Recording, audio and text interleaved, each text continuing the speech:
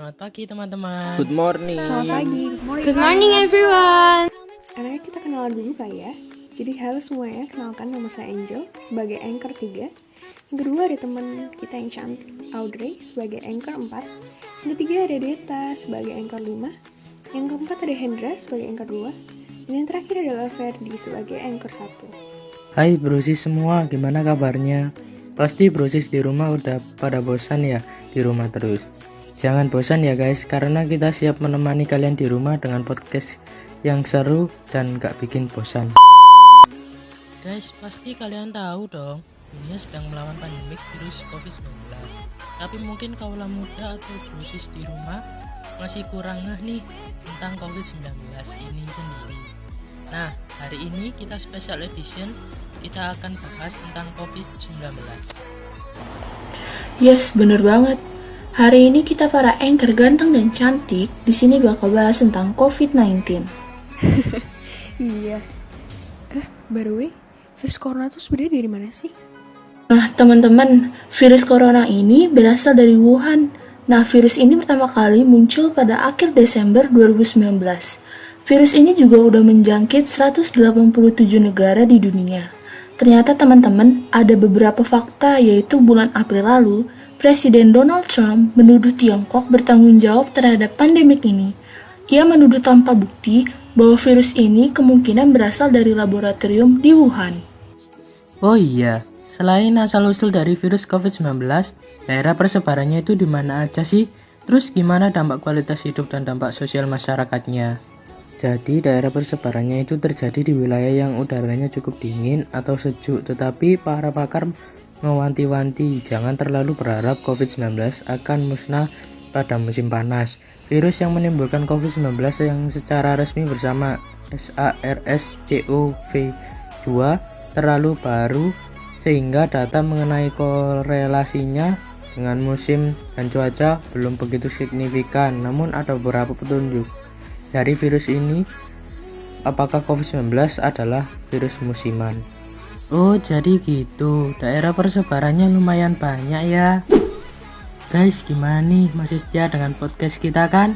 Yuk simak lebih lanjut dari perkembangan virus corona oleh Deta yang cantik. Sejak 10 April 2020, beberapa wilayah di Indonesia memberlakukan pembatasan sosial berskala besar atau PSBB. Total ada 4 provinsi dan 14 kabupaten per kota yang memberlakukan PSBB hingga Minggu 10 Mei. Sempat disebut mengalami kurva datar oleh Kepala Gugus Tugas Percepatan Penanganan COVID-19 Doni Monardo. Tetapi Jakarta masih mengalami penambahan pasien COVID-19 yang fluktuatif.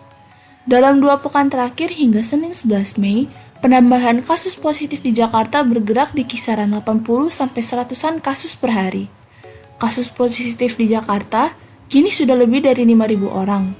Setelah menembus angka 3 juta penderita pada 28 April, jumlah kasus secara global dalam waktu kurang dari 2 pekan mencapai 4 juta orang lebih pasien berdasar data Johns Hopkins University pada Minggu 10 Mei. Wow, bombastis juga ya Dad. Itu data statistiknya pakai apa Dad? Apa pakai jurus Jerome Pauline itu? Iya dong, Hen. Okay guys, don't switch yet, because soon we will talk about COVID-19 again. Rambutmu ketombean dan sering berminyak? Gunakanlah sampo Rico yang mengandung daun mint yang akan membantu menyingkirkan 99% ketombe di rambutmu dan membuat sensasi dingin untuk kepalamu. Stay cool with Rico. Berarti juga berdampak pada perekonomian dong ya? Iya, bener banget tuh Hen, sumber PMI. Pandemik ini sudah membuat pertama, sampai 11 April lebih dari 1,5 juta karyawan putus kerja dan dirumahkan. Kedua, Purchasing Managers Index Indonesia di bawah level 50, yakni hanya 45,3 pada Maret 2020. Keempat, sekitar 207 miliar kehilangan pendapatan di sektor pelayanan udara, dengan sekitar 48 miliar kehilangan disumbangkan oleh penerbangan dari Cina. Keenam, Perhimpunan Hotel dan Restoran Indonesia memperkirakan penurunan tingkat okupansi di sekitar 6.000 hotel di Indonesia dapat mencapai 50%. Kedelapan, inflasi pada bulan Maret 2020 tercatat sebesar 2,96% year on year, disumbang oleh kenaikan harga emas, perhiasan, serta beberapa harga pangan yang melonjak. Tidak hanya itu, karena virus ini, kita juga melihat bahwa kita juga tidak bisa melakukan transaksi jual beli secara langsung dengan masyarakat. Dengan ini mengurangi terjadinya interaksi sosial antara pembeli dan penjual. Kasihan ya, teman-teman patut bersyukur nih yang orang tuanya masih bisa bekerja, jangan suka mengeluh. Nah, betul Tundra, teman-teman harus always be grateful ya. Nah, terus kan juga ada dampak sosialnya. Kira-kira apa ya dampak sosialnya, guys? Dampak sosialnya itu guys, bahwa pandemi virus COVID-19 ini sangat berbahaya bagi berlangsungnya kehidupan manusia. Karena penularan COVID-19 ini sangat rentan dengan bayi yang baru dilahirkan. Maka dari itu bayi yang baru dilahirkan harus segera dibawa ke tempat yang lebih aman agar terhindar dari resiko penularan virus COVID-19 ini. Dengan cara harus menjaga jarak dengan sesama atau menerapkan social distancing bagi bayi atau bagi diri sendiri. Oh yes, almost forgot. In terms of spiritual, states that almost all over the world, people are troubled by case of illness and death that occur quickly and spread, where the cause is a virus called corona. And now, I'm gonna give you tips about what to do in the COVID-19 pandemic. First, do not panic, keep calm and hope. Because panic and fear do not come from God. This is the right time where humans can get closer to God. 2. Don't blame others for the pandemic. Like Jesus' response about people born blind, explain that the disease is not a punishment from God. 3. Caring for the sick. Through sickness and even death, here God teach humans to care for each other as a basic Christian task. As Jesus said, I'm sick, and you come visit me. And the last one, pray and believe that God is with us. As believers, we are asked to carry out God's command as salt and light of the world. By following the government rules to stay at home, worship at home, maintain health. Because that way, if you're healthy, you can be useful to each other. Wah, sangat menginspirasi, Njel. Semoga bro dan sis di rumah bisa terinspirasi ya. 我们将在一下广告后返回。在肺炎的流行中，维持人体健康非常重要。喝含维生素 C 的欧拉纳米须可以增强免疫力并保持身体健康，因此使用欧拉纳米 C 保护 COVID-19 的健康。 Oh iya, Njel. Apa sih yang dilakukan pemerintah dalam menangani pandemi ini? Oh iya, jangan lupa juga teman-teman, untuk menangani kasus pandemi COVID-19, pemerintah telah membuat beberapa peraturan kepada masyarakat Indonesia loh, terutama pada wilayah-wilayah yang disinyalir sebagai pusat rawan penularan COVID-19. Apa aja langkah-langkahnya? Yang pertama adalah lockdown. Yang kedua adalah pembatasan sosial berskala besar atau yang sering kita sebut dengan PSBB. Dengan penerapan PSBB ini, diharapkan dapat menekan laju penularan COVID-19, sehingga penyebaran penyakit tersebut dapat dicegah, gitu teman-teman. Tunggu dulu teman-teman, kan aku suka main kan ya. Gimana sih cara jaga pergaulan kita pada masa pandemi ini? Nah, Chandra, aku akan jelaskan tentang pergaulan sehat dan tidak sehat kok. Dari jurnal yang didapat, kita akan menjelaskan sedikit tentang isi jurnal. Selain bela negara, bencana ini tidak hanya melanda permasalahan politik saja, melainkan ekonomi, sosial, dan kehidupan.